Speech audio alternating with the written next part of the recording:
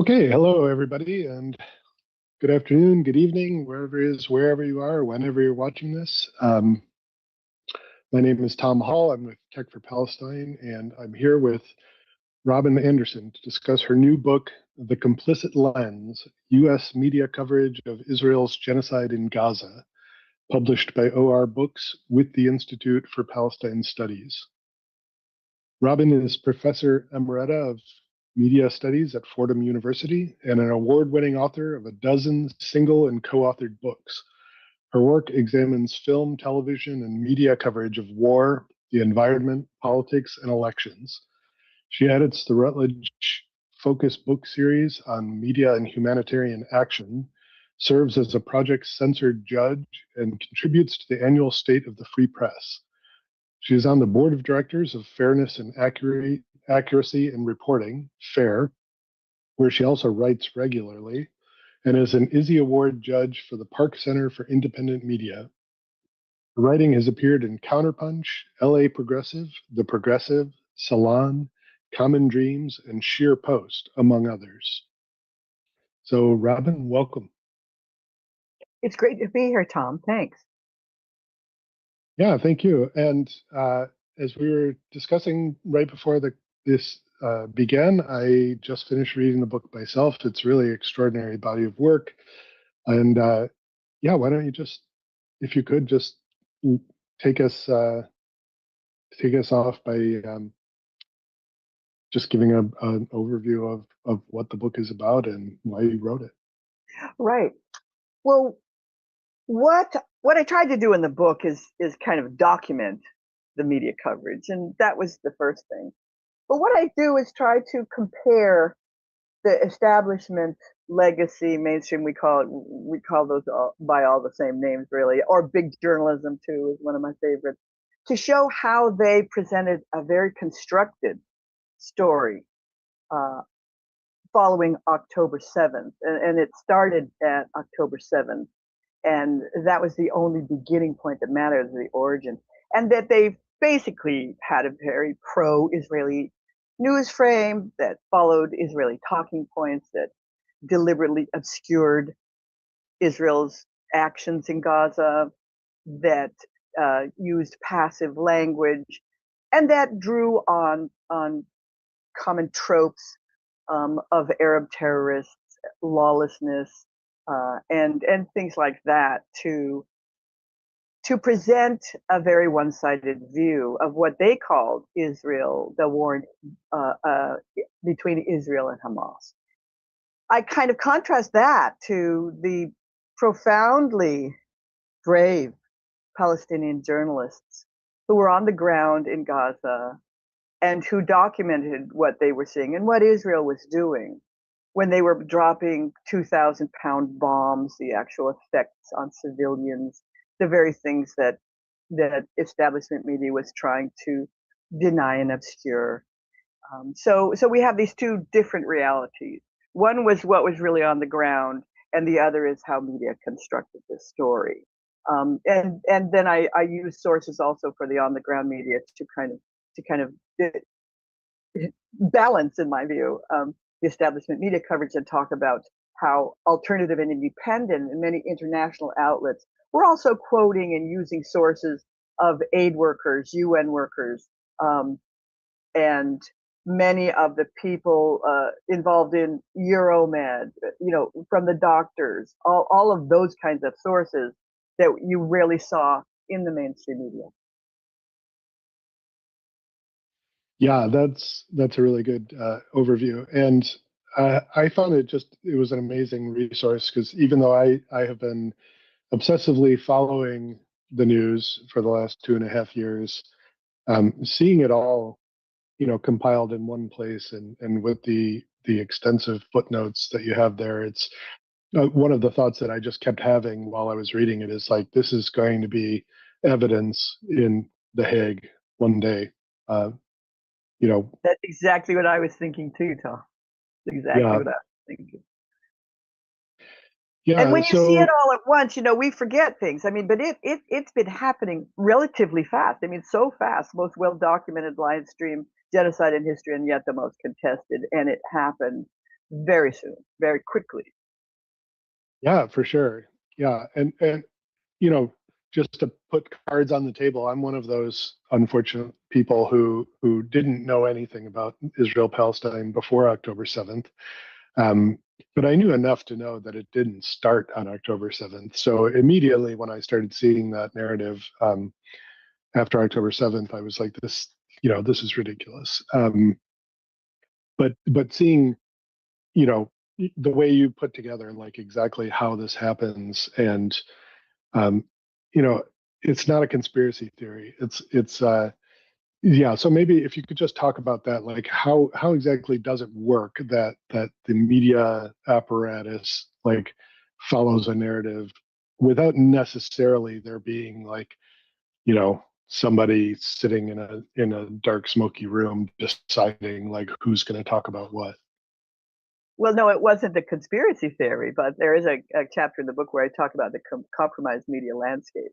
And there really was a lot of Israeli military IDF talking points involved in the editorial decision making by, and this is well documented at CNN, at the New York, and at the New York Times, when the journalists themselves leaked the documents they were being told what they could and could not say. They leaked those documents to the Intercept, and that was a pretty big story in the alternative and independent press. Anyway, but this also this story of the origin story of October 7th as the beginning of the violence is a standardized media frame and a one that's frequently used for war, because the enemy that the United States has identified as their enemy, they become immediately within the press dehumanized, and the war frame begins with the violence from them, right? So this kind of very standard encapsulation of events that have a long historical flow and long genesis, um, to where it comes to conflict, can be completely ignored, and it can be just beginning at this one point where Hamas created the violence, or Hamas did violence, and then that only leaves how are Israelis going to respond? It's defensive. It's always retaliatory violence on the part of the other side. If you, according to the way this news frame structures the discourse and structures how we talk about it. And interestingly, when the New York Times told their journalists that they took out a whole bunch of words that they couldn't use, such as occupation, apartheid, genocide, massacre, refugee camp. These were the words that we use to explain exactly a genocide. So the journalists were restricted in their ability to explain to their readers and viewers, and I say readers and viewers because of course the Times has a lot of visuals, but also this is the paper of record. The New York Times employs 7% of all the journalists working in the United States. They've got 3,000 journalists. Certainly some of those journalists could have looked up the rules of war, humanitarian law, and pointed out all of these things that the um, alternative and independent press were writing about. They were writing about the disproportionate violence. They were writing about collective punishment, and these are war crimes. All of those words and that body of principles that were developed after World War II to prevent genocide were excluded from a media frame. So you've got this Hamas as terrorists because there's no reason for them to have done this, no reason whatsoever, not Israel's history of oppression of Palestinians, the fact that Gaza was occupied and the rest of the Palestinian territories, and that the human rights organizations had already identified Israeli rules and laws and and unequal treatment to the Israeli citizens, to the Palestinian citizens, as an apartheid state. So that's and the October 7th narrative itself had many flaws. Yeah, and you go into that in some detail, and that still astonishes me to this day. I just remember, you know, watching in real time Biden standing at a podium repeating debunked claims about beheaded babies.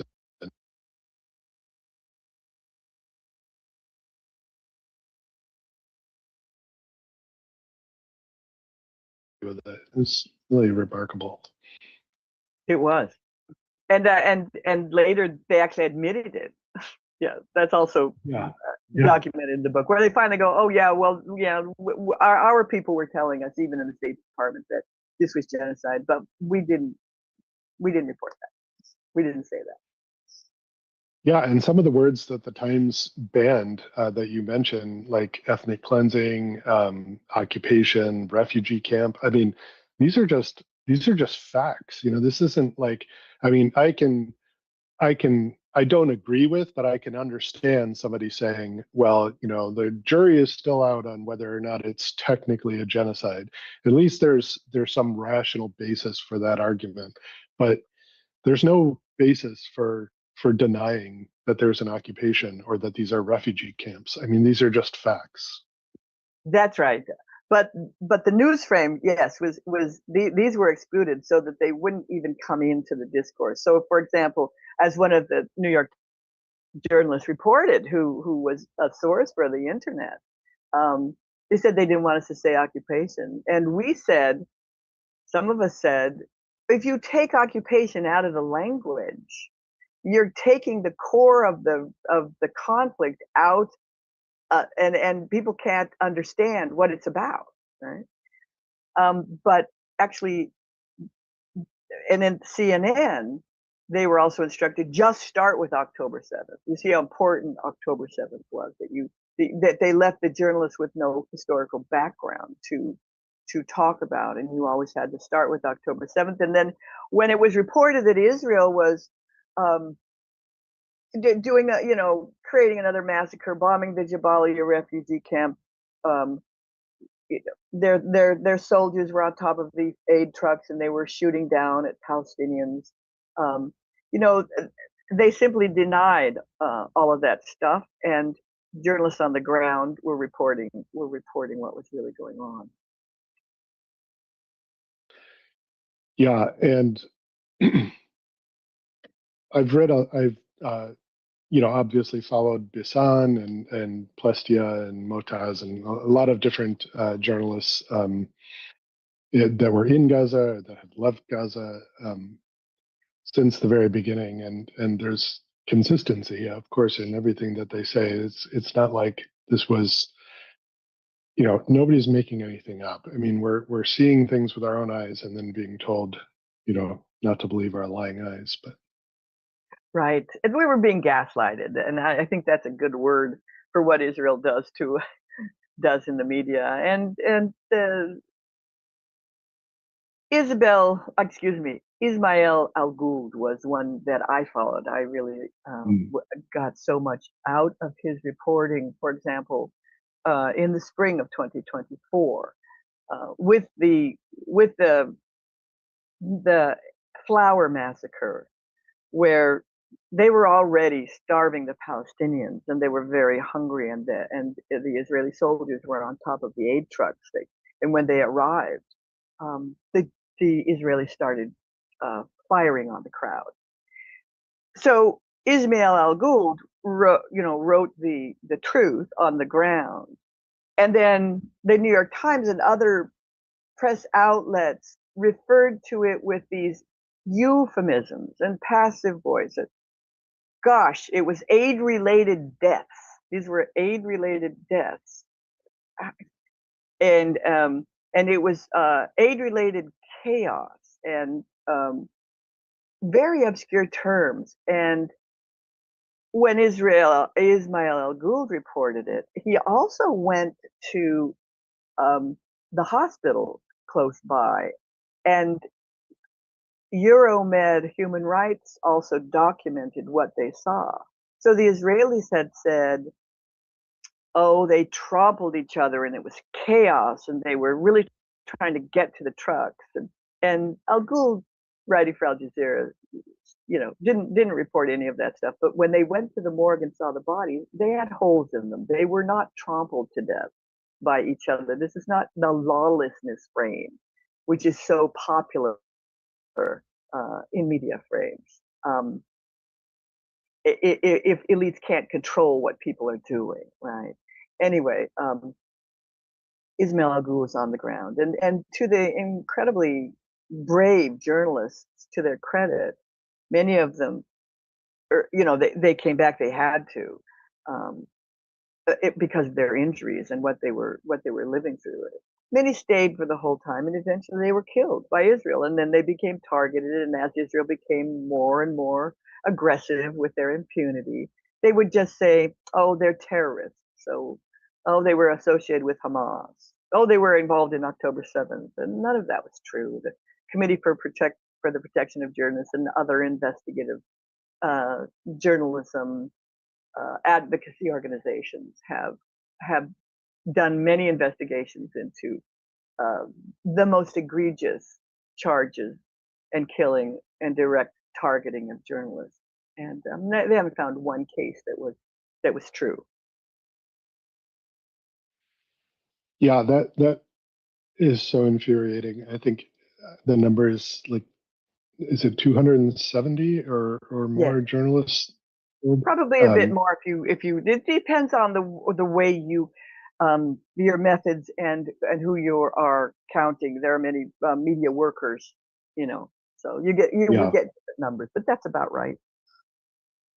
yeah, and then healthcare workers too, right? And the healthcare system, hospitals. I distinctly remember in the very early days of the genocide there being, all the drama around the Al Hil hospital, Al where Shafi, Al Safia, no, Al Shifa is it? Hospital, Al No, I Shifa. don't think it was not Al Shifa. It There was are a right. lot. Yeah, you may be thinking Yeah, of yeah, another. yeah. Yeah, yeah. It was right in the beginning where like they were trying to, oh well, it was Hamas Yeah. rocket that blew up in the parking lot. And no, no, no, it was, and there Yes. was this big debate because it would be horrifying to think that somebody Mhm. would have intentionally bombed a hospital, and then they just go on to bomb every hospital in Gaza. And Right. yeah, That's so exactly. Yeah. Go ahead. go ahead. That's exactly how they normalized it. So you say something completely false, and you offer this pseudo evidence. Israel likes to give them some aerial footage, and then you have to take some time to say, well, this isn't anything. It's not even the place, right? So many times there were Arabs on the phone. They had different accents. This didn't have anything to do with what they were claiming. So that's what I also talk about in the book, is this pseudo evidence that Israel was constantly feeding to journalists. And they would dutifully report it, and then say, "Oh, well, the Gaza health ministry says this, but Israel says that." Then you debate the details and who's lying. And then meanwhile, you go on to the next hospital and take it out. And so that's a process of normalization that happened throughout, arguing the details, avoiding what Israel's really doing, which is creating, which is committing terrible war crimes. Israel was very good also at distorting the idea of war crimes and twisting them around. So, so when they later went into Al Shifa Hospital, saying there was a Pentagon, Hamas Pentagon underneath with all this whack video, slick 3D video that showed the supposed Pentagon, they everybody was talking about that. And then when they go in, um, and they kill, doctors and patients, and attack a hospital, unprecedented almost in war. And um and later discovered, when the Washington Post does an investigation, that none of it was true, though the places they said were occupied showed no evidence of occupation by Hamas or holding hostages. And um, and the tunnels they said were connected were in fact not connected to the main hospital. All of those things, you don't report on it. But media also followed this Israeli talking point that if Hamas or belligerent fighters that you're against are in a hospital, you get to go in, and they're only protected if other fighters aren't in there. In fact, that's not true. You cannot destroy a hospital, kill doctors and their patients, even if Hamas was in that hospital. You are obliged to make sure that the doctors and patients in the hospital are safe. So that's how the law goes, and that's what Israel was able to twist about And the mainstream and legacy media, with all of their money and all of their resources and all of their researchers, never seems to understand that when you and I can easily go on the internet and find that material. Yeah, and that is just so absurd. Like I can't even like any rational human being, if you ask them, if there's a gunman takes a hostage in a hospital in Idaho, like is it a good response or a legal response, or even a reasonable response to like bomb the hospital? And like, I mean, it's insane. Yeah, right. And the Doctors Without Borders were there, and they were begging the international community. They were saying, we're under attack here. We've actually invited international observers to come in and show you that there's no Hamas. Um, but for that one, the Biden administration was terribly involved and complicit, and they couldn't really, I don't think, have gotten away with it without, as you mentioned before, the way that the State Department and U.S. government officials were lying, and they cited unnamed intelligence reports and sources that confirmed, oh yeah, Hamas was under that hospital. It never was. It was a lie, absolute lie. And Jeremy Scahill said, this is Biden's war, and he's got blood on his hands after Al Shifa. Many journalists just couldn't believe how they got away with the attack on Al Shifa, the first one, and now the entire healthcare system is wiped out. We know that. Yeah, and Dr. Abu Safia is still being tortured in their prison dungeons for the crime of being a pediatrician at Al Shifa. When I think about him in that, I can't bear it. He was such a brave man and so incredible. Can't bear Yeah, it. yeah, and so yeah, one of the points that you make in the book, which I thought was really good, was that you know in every other conflict, war, et cetera, around the world, like the news elevates like the word of human rights organizations, United Nations reports, medical journals, testimony from doctors, and then all of a sudden, none of those things have any relevance or importance in the media today. Like, can you talk about like how is that? Yeah, is that something you've even seen anywhere else? Well, they had other ways that they talked about the war on terror. More what they did is turn the war on terror into entertainment, and I've written about a lot because I've been writing about war and media for a long time. Tom. It's like terrible. Anyway, they had ways of distracting from the war on terror too, very early on, and you know, there was a lot of this battlefield propaganda that mimicked film film scripts and stuff, so that Saving Private Ryan became Saving Private Lynch, the young woman who was taken out of a hospital. So it was also U.S. media went in with soldiers, and so that was turned into a reality show. And I asked one journalist before they went in, I said, "Are you going to, if U.S. soldiers kill somebody or a civilian is dead in the crossfire, are you going to report on that?" She literally said, "No, we are telling the U.S. side of the story." So over time, media has been dealing with this, but it was less obvious. What you couldn't do with the genocide in Gaza is turn it into entertainment. So that whole frame didn't work, right? This is not entertaining. Thank God the global publics had those Palestinian journalists on the ground that were telling us what was going on, that were documenting the testimony. We could see with our own eyes on our handheld devices, especially young people who get most of their news from it. So you couldn't turn this one into an entertainment spectacle.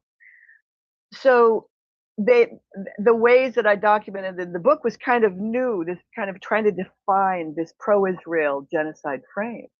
And really what it was misdirection and basically on the part of journalists to follow those talking points. when there was documentation out there that proved that they were not true, and that this was not a war against Israel and Hamas, but a deliberate genocide and the killing of civilians in a small area, and that kind of genocidal brutality. And there's no way you can understand it on the part of the legacy media as anything but journalism malpractice. And in this is the worst case. Yeah, and you actually pointed out that, and I didn't know this, but that the Columbia Spectator and the Harvard Crimson actually covered things like the encampments more accurately and honestly than the mainstream media. Is that right? Absolutely, those students were so terrific, and their journalism. Oh, I mean, it was just shown. It just shone a bright light, and it was very thorough. The students themselves in the encampment too. When they went in and they renamed the building Hind Hall, of course they were referring to the 5-year-old girl who was stuck in the car for hours trying to be rescued. That then the voice of Hind Rajab, that wonderful film, tells us it. I people I know that people felt bad about the movie and the depictions, but I felt that the movie got to tell the story of the rescue, the first responders and the rescue workers. We got to see the humanity of the Palestinians as they tried to save him. And never mind, they couldn't, and they took out some of their last crews, their first responders, with them when they arrived on the scene. The Israelis just killed them and buried their ambulance, and but they were able to tell their story. So that was the end of January 2024. The students called the new building Hind Hall by the late March. So really, within 2 months, they knew that story. So when when the NYPD goes in and attacks the students on campus, and this happened in many other places, certainly after Columbia as well, they called it. They had to do it because there were outside agitators on campus. There were outside agitators, and outside agitators is another standard media frame and common way in which hegemonic tropes influence news reporting. So if you have outside agitators, well then, since these people are really coming in and they're agitating, you are then allowed to go and attack them violently, and that's what happened. Meanwhile, these weren't outside agitators at all. The students were more knowledgeable about everything that was going on in Gaza. They were attempting to speak about it themselves. I write about it in the book that this was a really amazing moment on university campuses where they were creating what we call a beloved community, where everybody was getting together and discussing and talking and wondering, what was the best way to proceed. And also the students brought the issue that was also already being discussed. The American public at that point was realizing they didn't want any more weapons to be sent to Israel. They didn't want their tax dollars and Americans to support this war. Even by then, Tom, it was the spring of 2024. So we knew what was going on, but nevertheless, they went in and they brutalized the students, and then they locked down the campuses, and it's been terrible for freedom of expression and of any kind in American universities. Only accelerated and made much worse by Donald Trump. Yeah, I grew up in Ann Arbor and I live near there now. So the University of Michigan was one of the encampments, and one of the ones in which the Democratic Attorney General attempted to charge 7 of the encampment participants with felony crimes, but did eventually drop those charges. But yeah, And I honestly, I wanted to go and support the encampment, but I was afraid, like not being a student, that I would be identified as an outside agitator. So like it was, it was, You, yeah, well, universities like, I'm emerita at Fordham, and in the Fordham campus in the Bronx, we have outreach, programs in universities to reach out to the community and to do joint things with them, including development and housing in the Bronx. Fordham is very into this. That's why it's so ironic that the community of the Upper West Side and in Manhattan, if they were outside agitators, and these weren't students. This has been something that's been a positive aspect, that universities have been trying to develop these relationships for years. So, everything gets turned around when you're trying to justify violence. Ironically, Columbia had employed a adjunct professor there who was the counterterrorism consultant to Eric Adams at the New York Police Department. She also had an office in Tel Aviv. So she was basically an Israeli spy, you might say. And she's the one who was talking to Eric Adams about the outside agitators. Um, Again, that was just the professors. Many people said this is just the worst distortion and misdirection we've ever seen in media. yeah. That's and going back to that. So how do you, I saw Chomsky and Herman's manufacturing consent documentary like 30 years ago, and then again recently, and so I understand a lot of this, but it's one of these things that they argue in manufacturing consent is that, especially in the United States, we have this requirement of like concision in media, and which prevents people from having the opportunity to like explain nuanced topics in the detail that they deserve. So under those circumstances, like it of course makes sense that we were getting a lot of information from social media. And I learned a lot about Israel Palestine from TikTok in the early days of the genocide, because that's just where the news was coming through. Like I just wasn't seeing it and then of course I'm watching Al Jazeera and Channel 4 and like other, but watching American media is just absurd. So so that makes me wonder, though. I mean, yeah, I guess what are your thoughts? Like, where do people go? I think that people like they watch CNN, they watch Fox News because these are like aggregators of news that where they think like, well, if I want to get like a well-rounded, idea of what's happening in the world, I need to go to one like trusted source or I mean, obviously that's absurd, but I feel like that's what most people seem to do.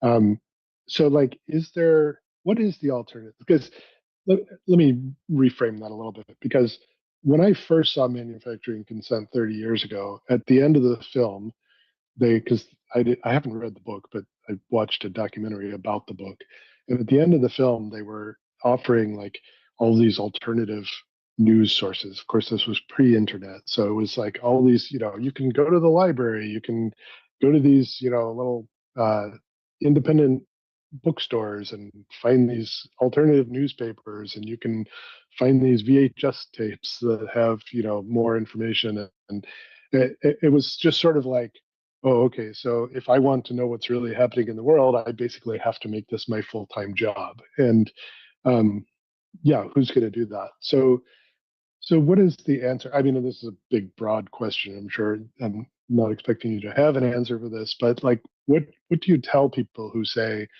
where should I go to like find out what's really happening?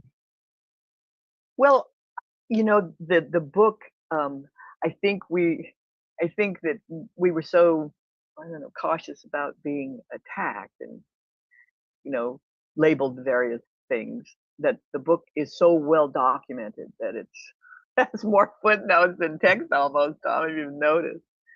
Um, I think you can see an enormous amount of sources that I drew on to contrast and help debunk the mainstream media frame. And in those footnotes there are everything from mostly online great news sources, Mondowise, the Electronic Intifada, the Gray Zone, Mint Press News. There are alternative and independent sources that are wide available. I've also learned since I've been um, promoting the book that there's an awful lot of really good podcasts out there too. There's podcasts, there's all kinds of information, and most of this material is simply internet based in different social media platforms and sharing patterns. We talked about TikTok. I used to find Twitter. It took me a long time to say X, and then I said Twitter X, and now you just have to say X, which is horrible.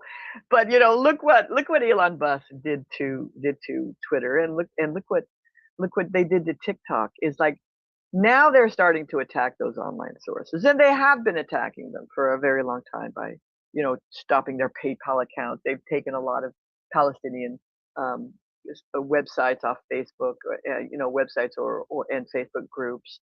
So we're seeing that now. In terms of the manufacturing consent, I think that the Herman Chomsky Herman model and the propaganda model has been great for understanding a lot of how mainstream media has worked, and particularly lots of other material about the standardization of the media frame. Like you don't want to be out there with a different story. You want to be kind of within the pack. There was an old book called The Boys on the Bus, which illustrated that. But they all kind of talked to each other together in a foreign country and came up with, okay, this is how we're gonna frame our stories, is what we're gonna say. That hasn't worked with October 7th precisely because it became very obvious to, some of the best critics of media were on social media. I mean, you'll notice that I'm quoting a lot of people. I became aware of Asal Rod and Alan McLeod was really, really great writing for Mint Press News when he altered the headlines. Sana Saeed, fault lines from Al Jazeera. They were really prominent in showing exactly at the time what Israel was doing with the media frame and how Israel controlled the establishment media narrative for quite a while. So many of us were trying to debunk it at the moment. I think that the Israeli lobby had been effective for years prior to October 7th, where we did kind of have a consensus pro-Israel view. Israel was the safe place, the city, the country on the hill that we all aspired to. It was really so important for it to thrive, and it never thrived. They started going right wing. Anyway, that image of Israel has now been completely destroyed globally and in the United States. They did not successfully manufacture consent post October 7th. My main point about the book, however, is right in the beginning, where the Israeli officials and defense ministers and military people announced to the world what they were going to do in Gaza. They were going to stop their electricity. They were going to destroy their housing. They would turn it into a tent city. There would be no food, no water. They told the world these are all crimes against humanity. You can't do that. Nobody right at the start said, and you didn't point out there, it was Joe Biden. Israel has a right to defend itself. Full stop. What does full stop mean? They can do anything. So that was incitement. That is actually against international law. It's called incitement to violence. Incitement to genocide. Many people understand that you can't have genocide without the precursor of incitement. And that's what they got away with in the beginning. And that's how it gained momentum so rapidly. So somebody at CNN said, again, back to the leaked documents, to the Intercept, telling people what was sending all their scripts to their Jerusalem bureau, and it was being vetted by the IDF. So CNN said in that one of their sources Many of us, when we saw our anchors simply repeating what the Israelis said they were going to do in Gaza, this sounded an awful lot like incitement to violence, he said, incitement to genocide, that comprised the first 7 pages of the South African suit in front of the International Criminal Court charging in Israel with genocide. So that's when it started. That's when I think also that the establishment media didn't care what that there was protests, that there were alternative views. They didn't leave any academics. There were no Palestinian intellectuals, poets, writers. All these people were excluded from the frame. They didn't care about them. They were only appealing to Israeli sources, military industrial complex, and that's where the media has gone. Yeah, and it's so any sort of association with Hamas that just seemed to be like all they default to. It's like every Palestinian was Hamas, everybody in Gaza was Hamas, the 5-year-olds are Hamas, the and yeah, and that was something that you addressed in your book also about how you're not even allowed to like hear Hamas's point of view, or but if you even consider that they might have a point of view that is worth hearing, then you're a Hamas supporter. And yeah. Right. Yes, the media itself defined it as an Israel-Hamas war. Well, what happened to their both sides of the story? You're supposed to be fair and balanced and accurate. Fair, balanced, and accurate, really. There's objectivity is a whole nother thing, and there's no such thing as that. But you've got to be Yeah. accurate and you've got to be balanced. And Hamas was only recounted through the words and the eyes of the U.S. and the Israelis most often. We had to go to Jeremy Scahill to hear what finally, as he got the sources, as Dropside got the sources, to hear what Hamas was actually saying. And what they were actually doing. But to call it an Israel-Hamas war was completely ridiculous, and it was because they were attacking civilians and they were simply saying everybody was Hamas. So, okay, so they can say it, but at one point in the book I talk about, fine, you can say what you want. It's up to journalism to offer us an accurate perspective of what's going on and put it within a context of background knowledge so we can understand it. And they refuse to do that. Yeah, which is, as you said, just journalistic malpractice. There's no other way of describing it, really. I read a book recently. It was a Walter Lippmann, A Test of the News. I don't know if you are familiar with that, but basically he and a co-author did a review of the New York Times coverage of the Russian Revolution. This was in 1920, and he published this 100-page review of the coverage just to show how skewed the coverage was. It was so subtle back then, like they're just in what they omitted and what they emphasized and just how they wanted to frame the narrative. And now I was thinking about this as I was reading your book, like how just upfront they are about it now, and they just blatantly, I mean, they know that we can all see with our own eyes what's happening, and they're just saying the opposite. It's just Right. it's wild. Yes. And now they've got so emboldened. Uh, we haven't talked much about the rape story, uh, but that was a really bad case of malpractice too.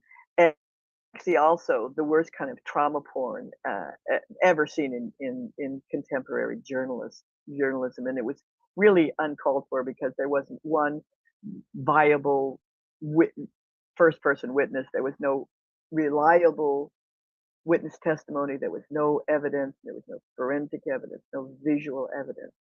All of the sources had already been discredited. Um, and yet, when Nicholas Kristof finally acknowledges that Palestinian prisoners have been being tortured and raped in Israeli prisons for years, documented by so many human rights organizations. Then they're going to balance it with another Isabel Kirshner story the following day about how yet another Israeli 2-year investigation has been done, and oh, indeed, Hamas did rape women on October 7th. And there's volumes and 10,000 videotapes and pictures. But you know what? We can't let you see them because this will be bad for the family. And again, so that what they've done is they've balanced this awful frame that they've done for so long, and then balance this one acknowledgement finally by Nicholas Kristof in an op-ed piece, uh, and they're going to balance it yet with another set of constructed false, unverifiable. Let's just say unverifiable evidence. And that just shows you, like, some people are saying, "Wow, the New York Times finally did this. They finally told the truth. They're atoning." They're not atoning, I don't think. They're responsible for so much. Um, and if you think about the timing of that Screams Without Words rape story, front page story in the New York Times. Oh, by the way, in the where the family of the poor woman that they featured absolutely said she was not raped, and they said that the New York Times lied to them. I mean, this was the most discredited story, ever. Um, and when you think of the timing of that story, that was right when the South Africa case was presented to the International Court of Justice. So, I don't think we need to laud the New York Times for finally allowing one of their most respected human rights journalists from telling finally the truth that's been documented long ago, and then balance it with more unverifiable supposed evidence. Yeah, it's really nonsensical. Uh, so one question so all the polling, is from what I've seen and heard and whatever, seems to indicate that Israel's popularity is in the toilet, especially in the West and especially in the U.S. And as well it should be. But what do you account for that? Like, is that, or how do you account for that? Like, is it because social media is letting the truth really get out, or something else? Lots of people have talked about our own native humanity, our own kind of our own moral compasses. It's long been known that civilian populations really have to be pushed to support a war. That's why war propaganda was invented in the beginning of the 20th century to go with World War One. We came up with with the with the slaughter of innocents when we were trying to get the U.S. into when the Brits were trying to get the U.S. into World War One. There were stories of German soldiers bayoneting babies. Then during the War on Terror, their babies were thrown out of their incubators, and then now we've got Hamas beheading 40 babies. One baby was killed on October 7th. One child under 2 years old. That was published within a month because Israel knew who was killed right away. And that was the insurance agency. It was official site. You could find it. And yet the 40 beheaded baby story. So that's the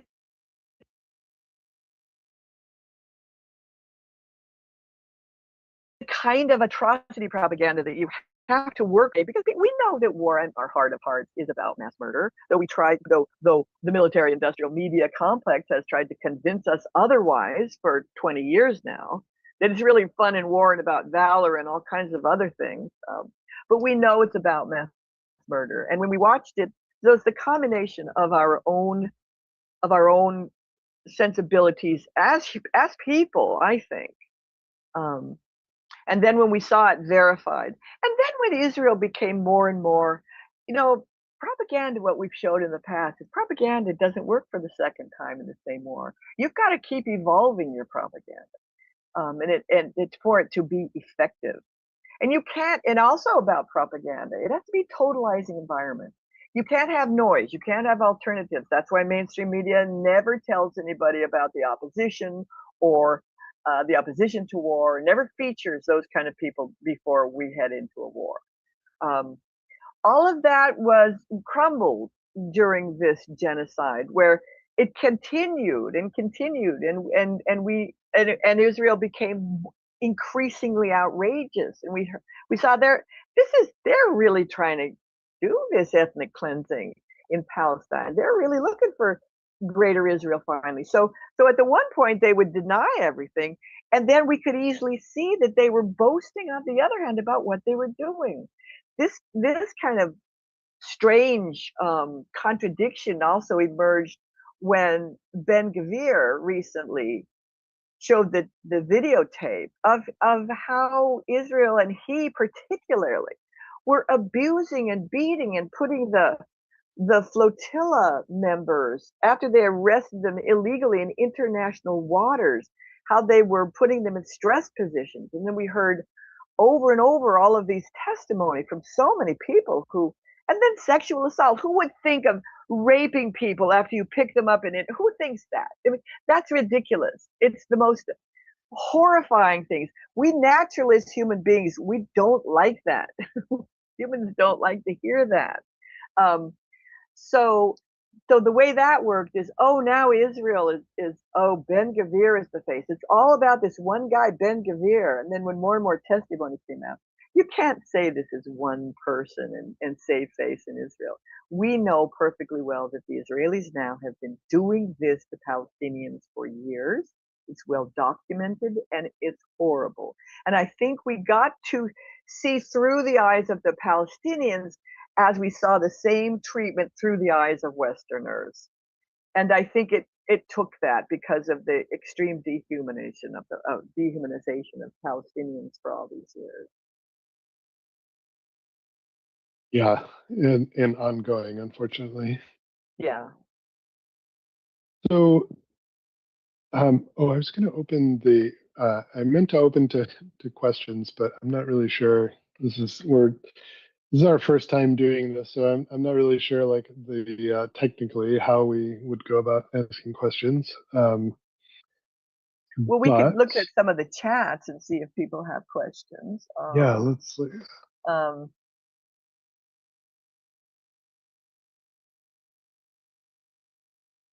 There's a lot of comments, and I'm very happy with the comments. This is disturbing to watch. Why does no one seem outraged? And we thought Abu Ghraib was bad. And yes, these are great comments, and all of this was true. Yeah. And I wish we had a free and fair press. Go ahead, Tom. Yeah, no, I'm just noticing the same things. Yeah.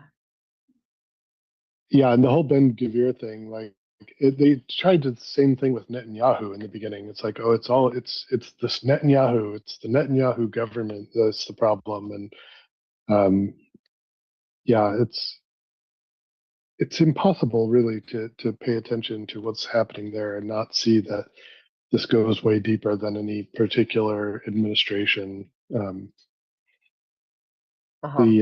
The B'Tselem report, "Welcome to Hell," about the network of Israeli prisons as a torture camps. That's a shocking document. Yes. Here's a good question from Khalid Azer that I think we've gotten close to answering it. So it doesn't show that the press, well, I think he means the press, or they mean the press was deliberate, and the lies were probably wrong, and that the response was just their way of their own allies to avoid implementing their own laws and sanctions.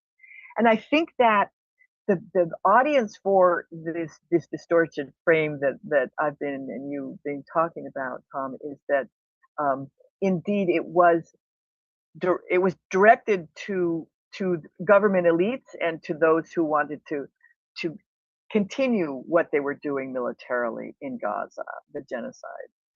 And I think as long as they see that represented in their press, they think that then, okay, we can get away with this. We're getting away with this. But what they do is they stay in a propaganda bubble and they don't know what's going on really anymore.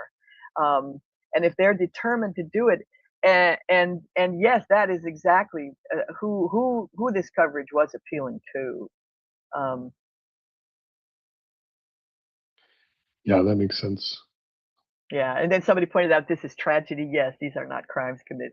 Yes, the tragedy, the aid truck, food, chaos. Yeah, it's That was like tragedy. yeah, It wasn't deliberate. yeah. yeah, like a natural disaster, like an earthquake or something.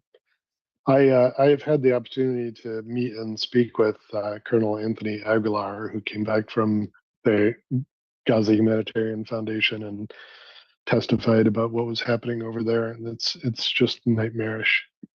Right. And this is a great question. How do we change the Israeli media indoctrination of their children? From Veda Williams. Um, I think that Israel has to be held accountable. I think that the population needs to see that the world, and with this kind of coverage, that this is the other people that they're appealing to. They have to see that the world understands that this is not normal anymore. When you get rape riots where they get mad because they're prosecuting a soldier that raped a Palestinian prisoner. There's something wrong with what's going on there.